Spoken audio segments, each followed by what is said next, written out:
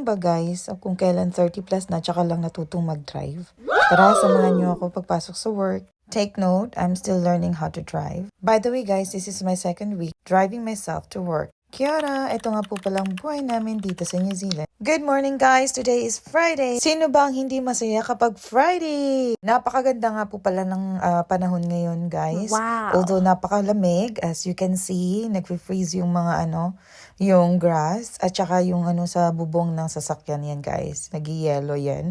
So napakalamig kasi winter pa rin po dito sa New Zealand. Sabay-sabay nga po pala kaming pumapasok kaming tatlo, ako at ang dalawa kong anak. Hinahatid kami ni asawa sa umaga. At ganito po ang gawain namin every day, Monday to Friday. There is no perfect family, ika nga nila. But for us, we are happy na magkakasama kami every day. Yan nga po pala yung front shield ng sasakyan guys. So yan, nag-yellow. Kailangan i-on ng heater para lumiwanag ang paligid. Dito nga po pala sa New Zealand, necessity po talaga ang pagkakaroon ng sasakyan. Although merong public transport pero mas komportable pag may sarili kang sasakyan. Dito sa Christchurch, merong bus na bumibiyahe pero may timing lang po. For me, medyo malayo po ang aking trabaho.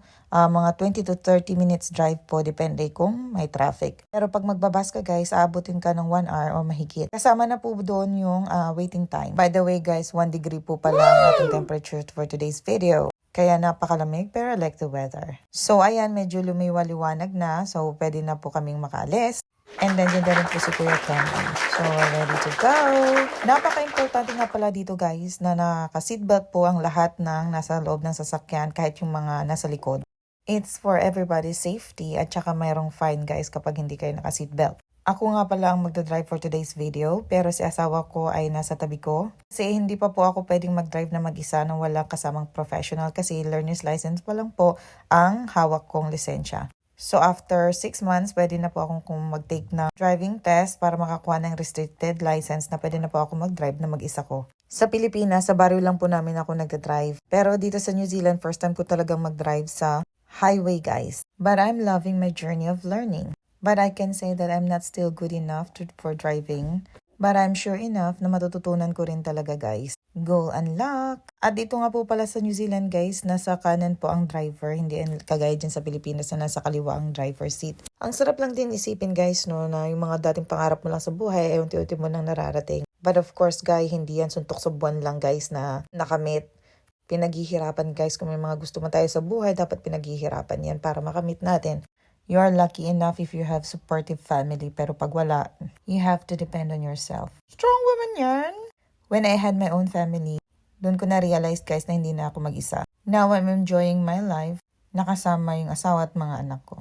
I'm not so sure guys kung anong magiging buhay namin dito sa New Zealand, but ngayon I'm enjoying my work, our time together as family, and the blessings that God has pouring us. O siya, tama na ang drama. Ako nga pala ay isang early childhood teacher dito sa New Zealand under AEWV or Accredited Employer Worker Visa. So, under sa visa na yan guys, pwede mong masama yung family mo papunta ng New Zealand, kagaya ng nagawa ko. That's why I grabbed this opportunity kasi alam ko makakasama ko yung family ko. When I was in Singapore, hindi ko sila maisama guys, nagbabakasyon-bakasyon lang sila. So dito, nagsisimula kami ng buhay namin.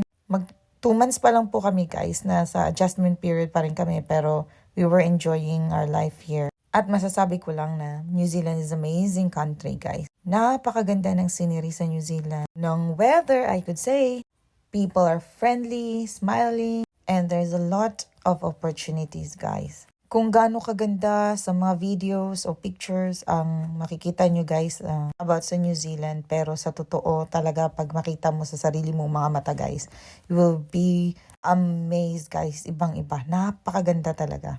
We are so blessed to see this beautiful country.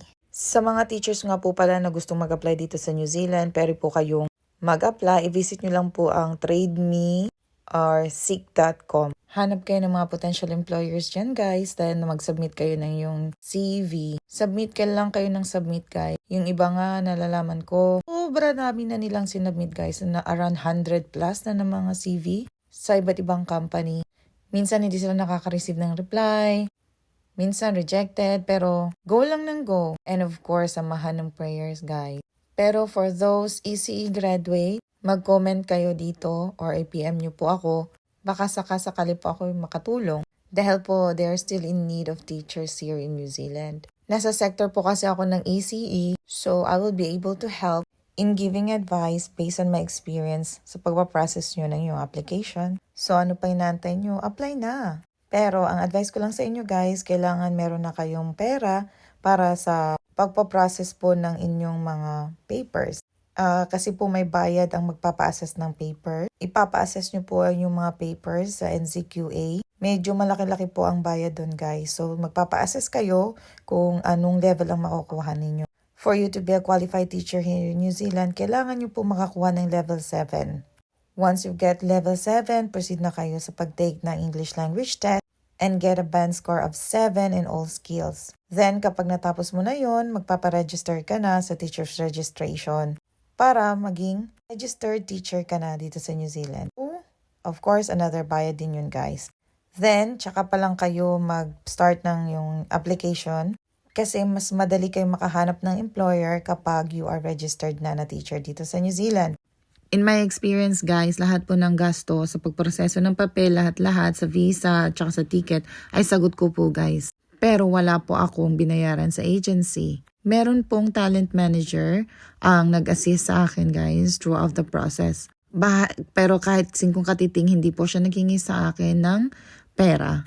Pero as far as I know, meron pong relocation grant para sa mga teachers pagdating nyo dito sa New Zealand. Hindi pa ako masyadong makakapagbigay ng information about that kasi on process pa rin po ang aking relocation grant and hindi ko pa alam kung mag-grant po sa akin yun. So, bibigyan ko kayo ng update once na-grant yun na sa akin.